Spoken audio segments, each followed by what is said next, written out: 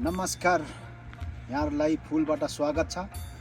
म अहिले रौसा जिल्लाको आमाछोरीमा गाउँपालिका वडा नम्बर 3 गतलाङको पर्वती कुण्डभन्दा माथि यो रुबी भेली जाने बाटोमा यो ज्यार्सा तेन्जो डाँडाको मुनि र गोठेन खर्काको माथि र युग्रे खर्का पुग्न लागो बीच बाटोबाट म तपाईहरु सबैलाई स्वागत गर्न चाहन्छु।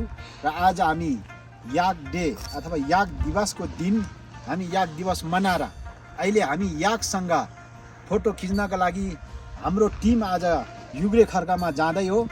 र तपाईहरु आजको यो याक डेमा आउन नपाए पनि हलचल हुन गइरहेको 2083 साल वैशाख 13, 14, 15 गते हुन गइरहेको याक तथा चौरी महोत्सवमा तपाईहरु आएर त्यो मेलामा सहभागी भएर अनि त्यसपछि माथि हाइकिङ जानका लागि तपाईसँग बाइक छ, गाडी छ भने सरर तपाई चाहिँ यो फुलहरुसँग रमणीय रूपमा चाहिँ फोटो खिचेर आफ्नो मनको खुसी साथीभाइहरुसँग साटासाट गरेर एकदम टिकटक बनाउन र भिडियो बनाउनका लागि एकदम लायक ठाउँ छ ब्ल्याक भिलेजको माथि डाँडामा। हजुर नमस्कार।